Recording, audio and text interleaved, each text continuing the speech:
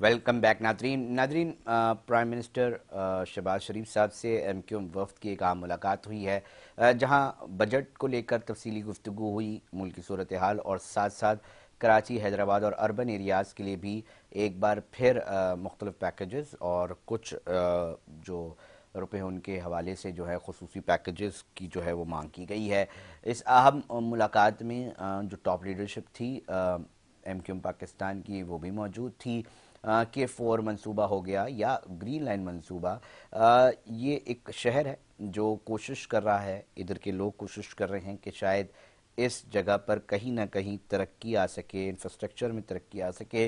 मगर क्या वजह है कि माजी में भी हमने ये देखा कि बहुत सारे पैकेजेस का ऐलान तक हुआ मगर वो मैसर ना आ सके। आज भी पीपल्स पार्टी समेत दीगर जमातें कहती हैं जी वफाक का मसला है कि K4 अब इसलिए मुकम्मल नहीं हो रहा, डिले होने की वजह से बहुत सारे और भी मसाइल पैदा हो रहे हैं। सलमान मुजाहिद बलोच साहब हैं, एडवोकेट भी हैं और साथ साथ साबिक रुकन कौमी असम्बली और एमक्यूएम पाकिस्तान से ताल्लुक़ है। उनसे आज जानने की कोशिश करता हूँ, उन्होंने टेलीफोन लाइन पर हमें ज्वाइन किया है। बहुत शुक्रिया सलमान साहब। एक बार फिर ये बात की जा रही है, ये बताया जा रहा है कि जनाब इतनी इतनी ज़रूरत है, बोला जा रहा है कि जी कराची के लिए जो है वो 25 अरब, हैदराबाद के लिए 10 अरब का मुतालबा भी सामने आ रहा है। बट सवाल ये है सलमान साहब, क्या वफाक को नहीं पता कि कराची में इंफ्रास्ट्रक्चर की क्या सूरत हाल है? क्या उनकी नुमाइंदा तंजीमें यहाँ पर मुस्लिम लीग नून के जो अहदेदार हैं वो यहाँ पर मौजूद नहीं? सूरत हाल तो सबको सब कुछ पता है, फिर क्या वजह है कि एमक्यूएम को एक बार फिर ये मांगना पड़ रहा है पैकेज और उसके बाद फिर वो हम देख रहे हैं कि जनाब वो मिलेगा भी या नहीं? ये एक डिबेट रहती है हमेशा से। सलमान मुजाहिद बलोच साहब जी, बहुत शुक्रिया अली रज़ा, आपको और आपके व्यूअर्स को अस्सलाम वालेकुम। जी।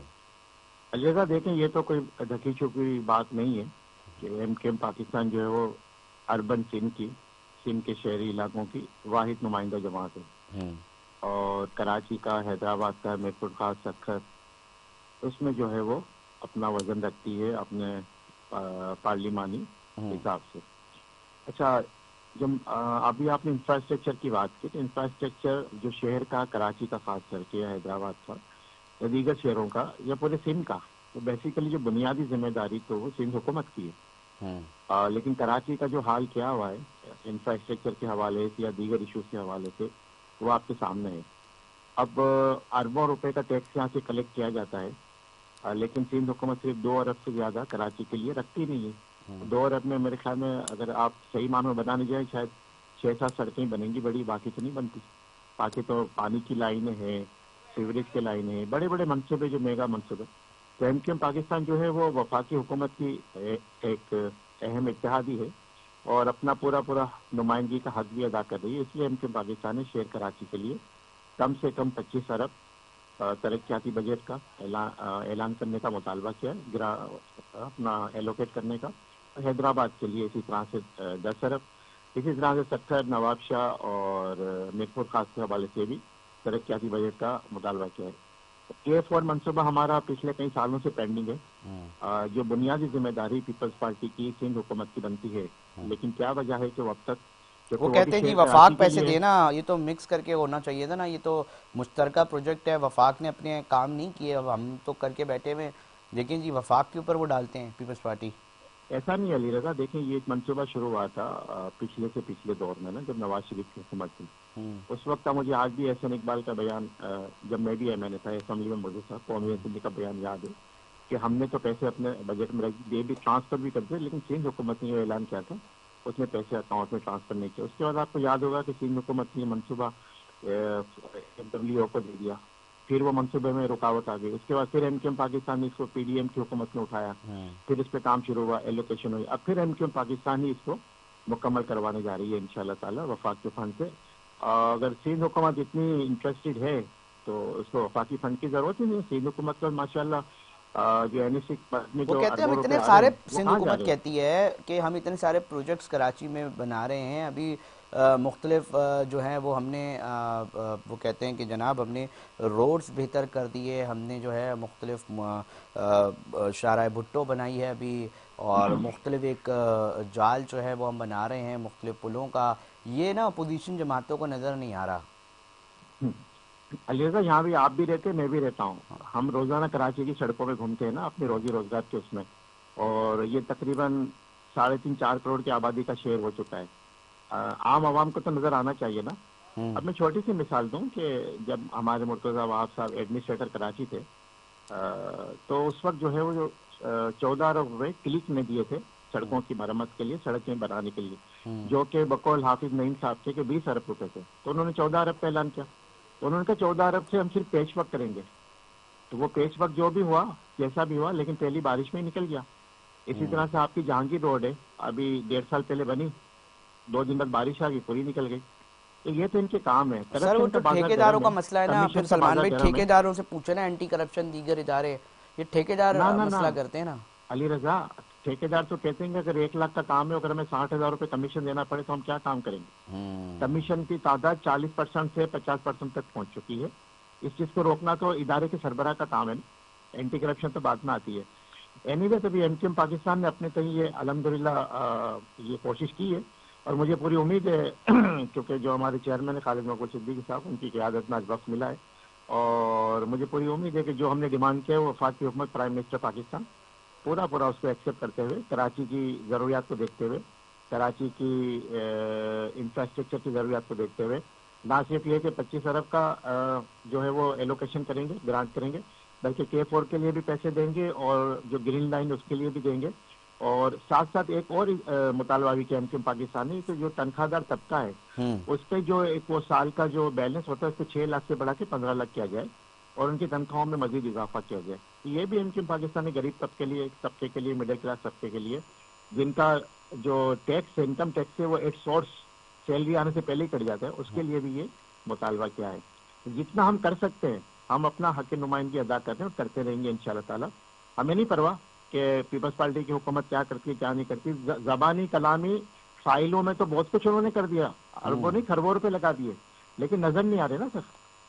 سر وہ کہتے ہیں اپوزیشن نے نا وہ اینک ایسی پہنی ہوئی ہے جس پہ نا وہ نظر ہی نہیں آتا ہے, ان کو صرف نظر آتا ہے کہ جی پیپلز پارٹی بری, پیپلز پارٹی نے یہ کر دیا, پیپلز پارٹی نے وہ کر دیا.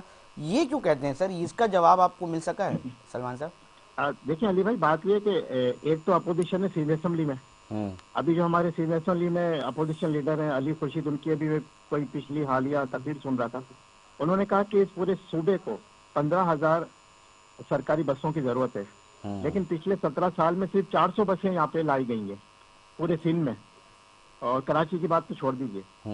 تو مطلب آپ اندازہ کر لیجیے کہ 17 سال میں صرف یہاں پہ 400 بسیں, جہاں پہ 15,000 کی ضرورت ہے, پلس یہ اپوزیشن ہے. دوسری جو سٹی کونسل ہے, جو KMC ہے, وہاں پہ تو اپوزیشن میں جو ہے جماعت اسلامی ہے, وہ بھی جب اب پتہ ہے نا سلمان بھائی پتہ ہے مسئلہ کیا ہے سلمان بھائی, مسئلہ یہ ہے کہ یہ شہر کے جو اہم ترین مسائل ہیں نا وہ بلدیاتی معاملات سے جڑے ہوئے ہیں, اور شہر کے بہت سنگین نوعیت کے کیا مسئلے ہیں. پانی دے دو بھائی ہمیں سڑکیں, ہماری گلیاں ٹھیک کرتے ہو, ہماری سیوریج کی لائنیں ٹھیک کر دو, یہ بہت نارمل مسائل ہیں اور بلدیاتی معاملات سے تعلق رکھتے ہیں. مگر وہ کہتے ہیں جناب, پھر مخالفین یہ الزام لگاتے ہیں کہ جی جب الیکشن کا ٹائم آتا ہے نا بلدیات کا, تو جی MQM جو ہے نا وہ بائیکاٹ کا اعلان لگا کے رائے فرار اختیار کرا دی تھی, مخالفین کہتے ہیں.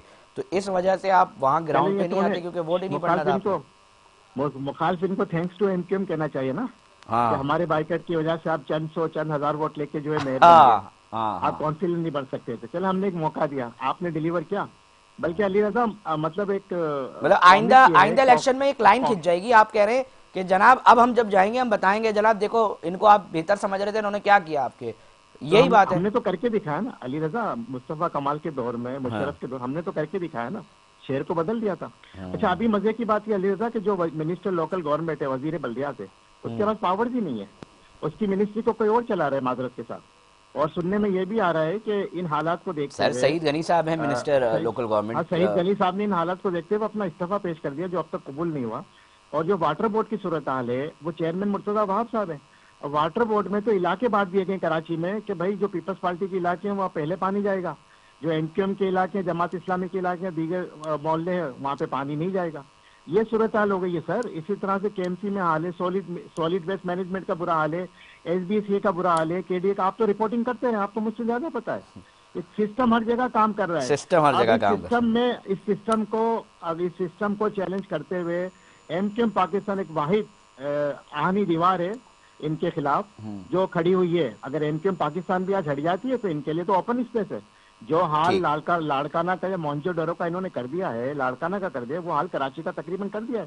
نہ بجلی ہے، نہ پانی ہے، نہ گیس ہے، نہ ٹرانسپورٹ ہے، نہ امن و امان ہے.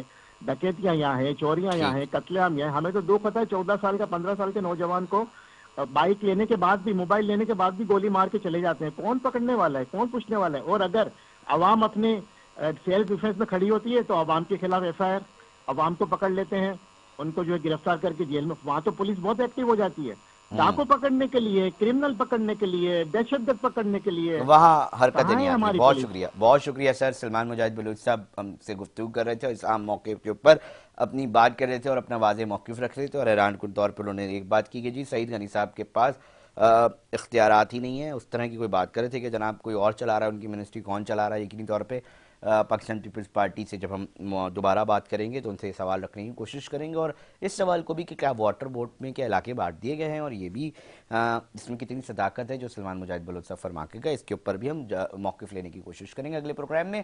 ناظرین، وقت اختتام کی طرف پہنچ چکا ہے. ہمیں اپنے سوشل میڈیا اکاؤنٹس پہ اس پروگرام کے حوالے سے فیڈ بیک لازمی دیجیے گا. وقت اختتام کی طرف پہنچ چکا ہے. اپنا بہت زیادہ خیال رکھیے گا. ہم پھر حاضر ہوں گے آپ کی خدمت میں. جب تک کے لیے اللہ حافظ.